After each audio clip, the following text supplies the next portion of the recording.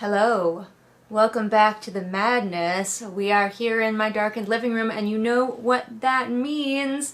Yes, that's right. We are here with our votes for what book gets read for the read-along next. Yeah!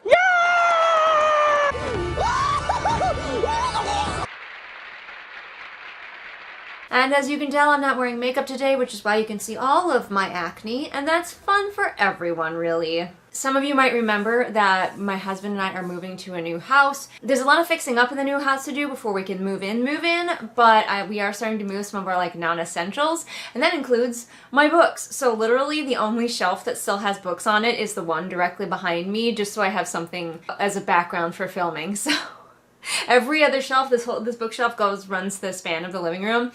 The rest of the shelves are empty. Exciting, moving, gonna be doing a lot of work, which is why it's a terrible idea that I'm gonna do my usual summer read-along, but here we are, we're doing it anyway. The books that are up for voting are The Cabin, Redeeming Love, The Night and Its Moon, and The Chemist. If you want more details about all of these books, go check out my previous video where I read all of the blurbs for them. I'm not going to read all their blurbs again. We're just going to be counting the votes.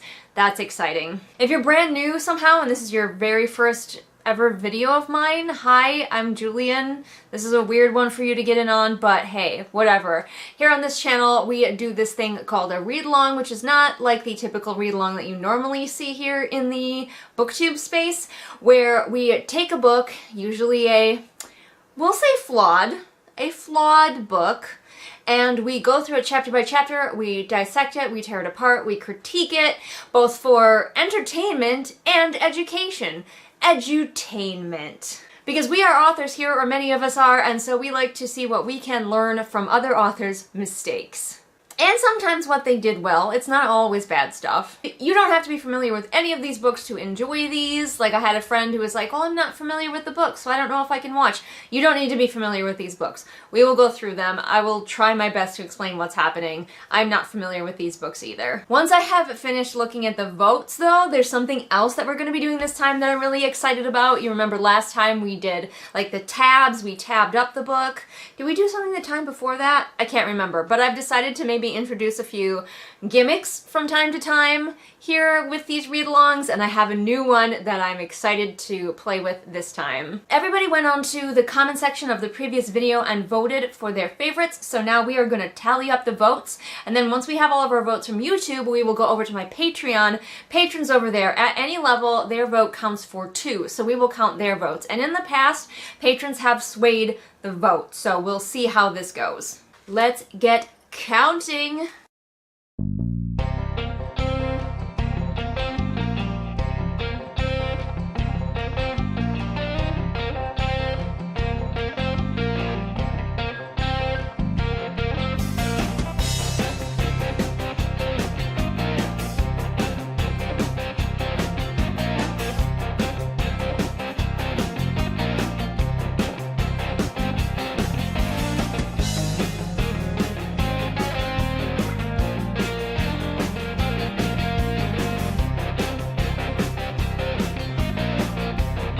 Okay, I've tallied all the votes on YouTube. There were quite a few, so it took me a little while.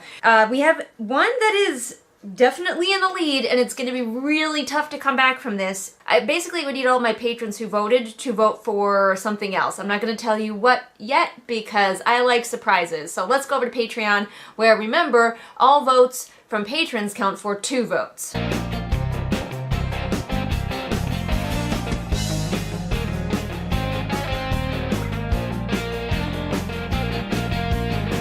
Okay, all of the votes are tallied. Redeeming Love is our loser.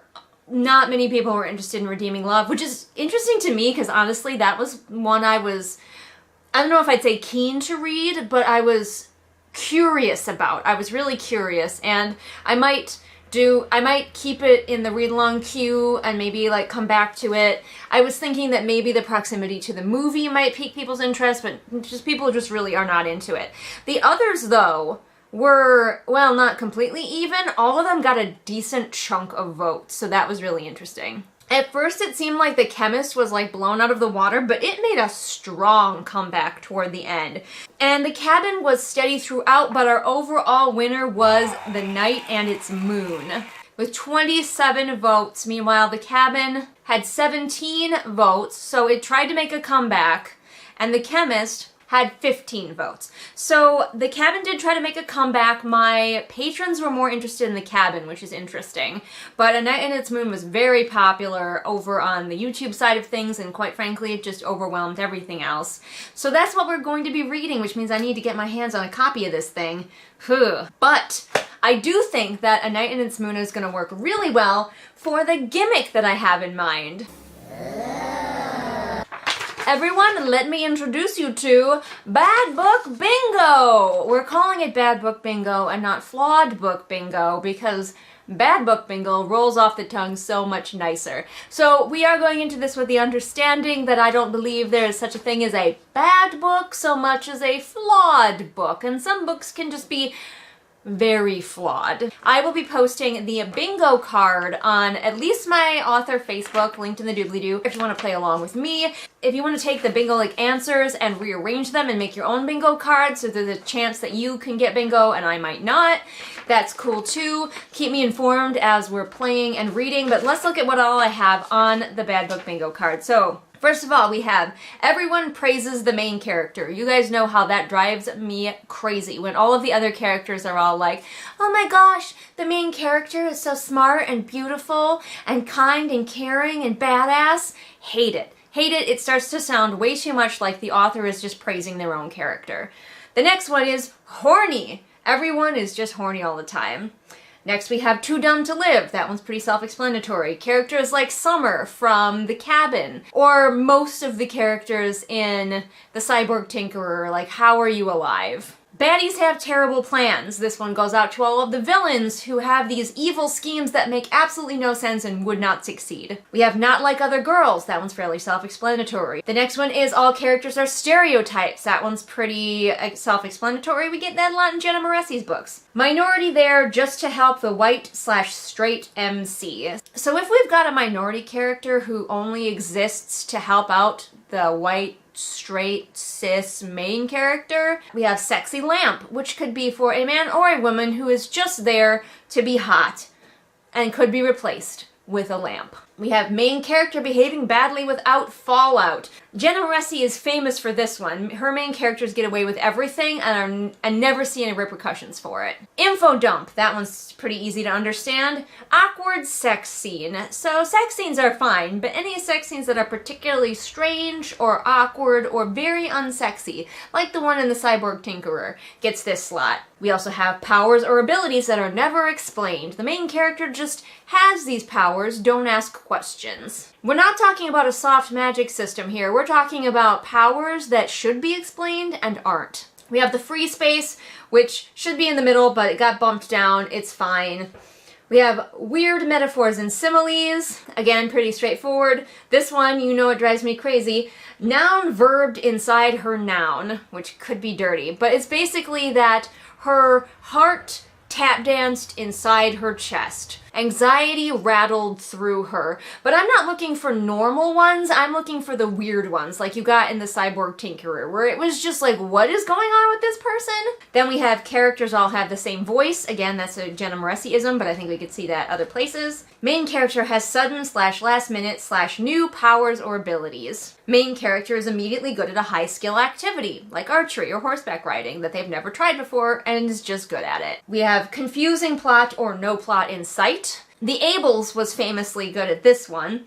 And finally, anachronistic language for if you've got, say, a fantasy setting and everybody is talking like they're living in modern-day America. And again, I'm not talking about, like, if that is the entire tone of the book, that's fine. But as often you see, again, with Jenna Moresi's books, you'll have characters talking in a way that fits with a fantasy world, and then all of a sudden break out of that and say something that sounds extremely modern, and it throws you right out of the story. Now, as I go through this bingo card, I will be deciding what in the story fits into any of these spots, but If you're playing at home and you disagree with me, you're free to fill out your bingo card however you feel. There's no reward for getting bingo. We're just having fun with this first time. Maybe someday we will have like a prize for getting bingo or something. But this one's just for fun. So snag yourself the bingo card over on my social media and play along with me. I will be playing as I read. Also, if you hear popping in the background, I'm filming on the 3rd of July, so our neighbors are setting off fireworks and shooting guns and just general America. Yay, living in America, it's so fun. So we have a winner, A Night and Its Moon. I'm going to go see if I can purchase it secondhand somewhere because I don't really want to give this author my money. And then I will be doing some research on how this author behaved badly. So that'll be fun, and we'll just see how bad this book is, and we'll play Bad Book Bingo together. You'll probably be seeing some of my new house in progress as I film these, because I might just take the camera with me and film while I'm there.